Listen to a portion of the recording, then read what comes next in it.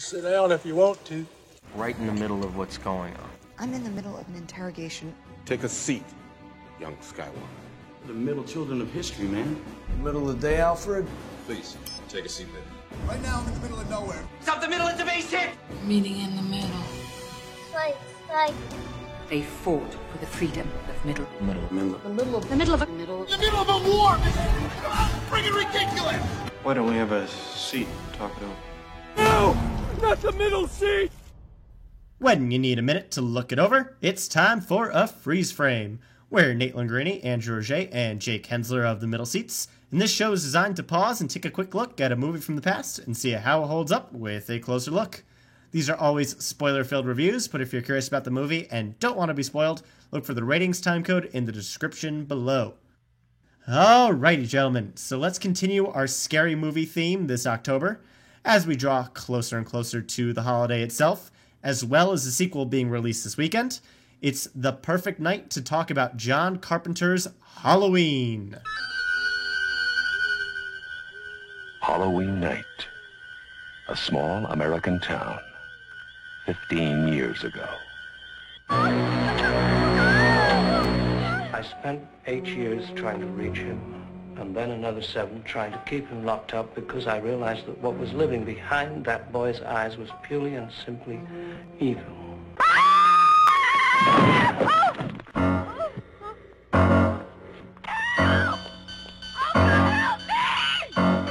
Halloween. The night he came home.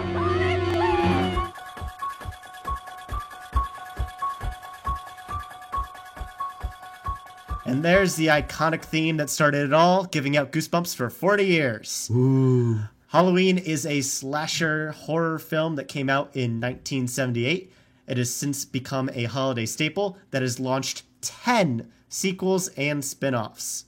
Halloween is the story of Michael Myers, a serial killer who escapes a sanitarium to return to his hometown. He attacks several victims over the course of the night, including Laurie Strode, a teenager played by Jamie Lee Curtis in her film debut. The movie also features Donald Pleasance as Dr. Loomis, as well as Nick Castle, who plays Michael Myers. So boys, what do we think about Halloween? Evil is certainly coming to Haddonfield, but does it hold up to today's horror scene, or is it just another disposable jump scare? Let's start with Jake. Halloween is I would say it pretty much started the slasher genre, and I think without the brilliant mind behind it, I don't think this works at all. Because as we've seen before, there are so many slasher movies that just do not work. And there is a reason. This is, I don't know, correct me if I'm wrong, this is kind of like the Godfather of them all, isn't it? It is certainly one of them. For slasher films, definitely, I would say. Texas Chainsaw might have been first, but around that range, yeah. But so I rewatched the original Halloween in July, and wow, does it hold up. It is just, Jamie Lee Curtis gives a really good performance, but it is just remarkably well directed. And that is really the story of this movie. If anybody else directed this, I don't think this has a franchise at all. And I think the serial killer genre itself is just different. It's just completely and utterly well-directed. Good camera angles all around, good suspense building, like tracking shots, just all around like effective filmmaking that, honestly changed the horror genre, in my opinion. Drew, what about you? First of all, I just want to commend Mr. Nate Lingrini after weeks of negotiations for actually watching this movie. I was afraid he was going to chicken out and he was going to be like, I haven't seen it. Good night, everybody. Which, could still technically be possible. We haven't gotten to his opinion yet. That would be so funny. That would be quite I wouldn't even be mad. That would be the major trick or treat there. That would be pretty funny. I wouldn't even be mad. Talking Nate off the ledge of logging off the call when we tried to talk about this movie is that this movie's less about, yes, it is very influential for the horror genre. I completely agree with that. But it is less about blood and gore and definitely not about jump scares or anything like that. And it's just about pure tension. It's building up suspense through excellent filmmaking. That's the best way I can put it. It takes Michael Myers 50-something minutes in an hour-and-a-half movie to actually kill someone besides the opening. You know what I mean? Like in the main story. There's like 40 minutes of buildup is my point. And all of that time, none of it's wasted because it's setting up characters. It's setting up fear, paranoia. It's putting that in your head. It's using camera and it's using the amazing score to set a mood that ultimately pays off really well. It's a classic and it holds up. That's the best way you can put it. You can watch it at any point. I've seen it twice in 2 years at this point. I'm probably going to watch it next Halloween and the Halloween after that and after that. I think it's a great, great movie. Alrighty, so I guess that brings it to me. The moment we've all been waiting for. Yeah, so I'm obviously of a different opinion when it comes to the horror genre because I am a wuss. And I've avoided most of the Halloween classics just because I don't like scary movies. You guys are absolutely right, though, that this is definitely more of a thriller. It's definitely not as scary as I had made it up in my head, but it is incredibly tense, and it does a very good job. So I definitely enjoyed the movie for all the reasons we brought up. The score is really, really fun, and the scares are built up in a great way, almost exclusively through camera work. And there's a lot of stuff where you can tell that the horror genre has been inspired by this type of movie where stuff happens in the corners of the frame, subtle movements in the background that make for, honestly, just great cinema. So very well done by John Carpenter there. And I think the movie still holds up, even though it is 40 years old now. And a lot of things seem dated when you go back to them and rewatch them at this stage. And for the most part, I think it holds up. I think the only real flaw in the movie is that there's some pretty bad acting from a lot of the teenage actors in this movie. From some side characters. Which is almost like a staple of the genre at a start. Like, it would feel weird if they were good, to be honest. But still, like, a great movie that does not make. So I don't think this is a perfect movie, but I can definitely see a lot of the inspiration behind it. And I think it's really cool for that. Mm-hmm. I think it is really important to go over just the budget of this movie.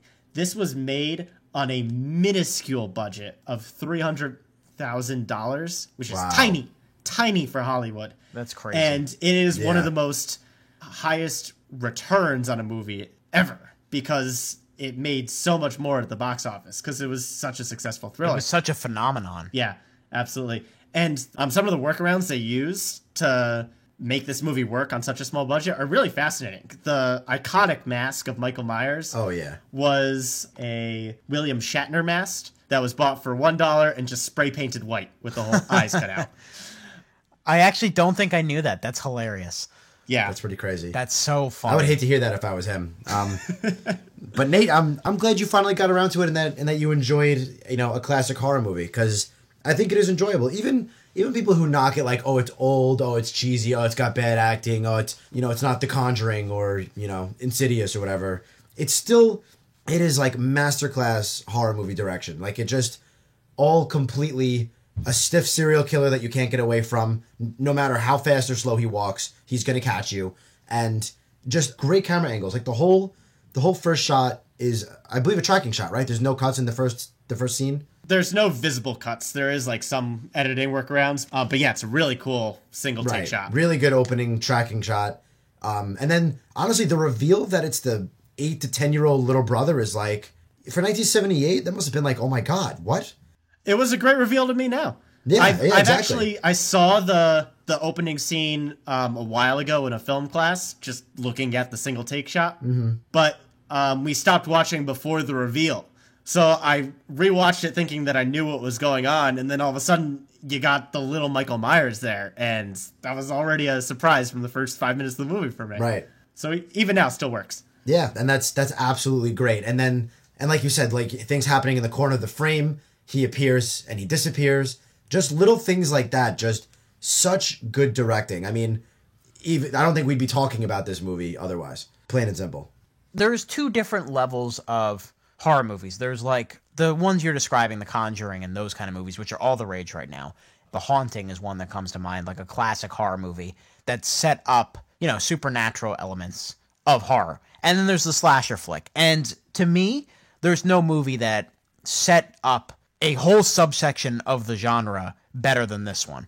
Like, okay, Texas Chainsaw Massacre, maybe, but like, there's no Jason Voorhees or Freddy Krueger without Michael Myers. Like, they're all based on a point after him. Like, no movie has replicated really what this movie was able to accomplish on its first try, which is building tension and using very limited resources to make something iconic. You know what I mean? And they couldn't even replicate it in this own fucking series. Like I've been going through in anticipation for the new Halloween. I've been going through the series, and some of these movies are trash, like really bad. And they completely disrespect what makes this first movie work so well. So it's not quite lightning in a bottle, but it's so influential that it feels hard to divorce it from the rest of the genre. You know what I mean? Like you can try to look at it as its own movie, but it's almost impossible because of the impact that it's left. Yeah, no, totally understandable. I've only seen this one start to finish, but I mean, I kind of want to keep it that way just because I like this one a lot, and I don't really want anything else to like tarnish it. So I'm probably going to keep it that way. Right, you don't need to I don't even want to know what happens afterwards. I'll let you know which ones you need to see. I'm dying so you guys can live. All right, Martyr Drew. The passion of the Andrew. Good Lord. Any other points you guys want to bring up before we go to ratings?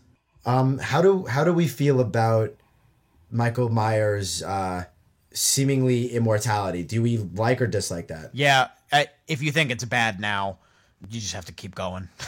like they do some stuff where one movie will end where you'll clearly see his corpse, and then like there is some shit that they pull movie to movie that is like, are you kidding me? Jake, you would have an aneurysm, especially.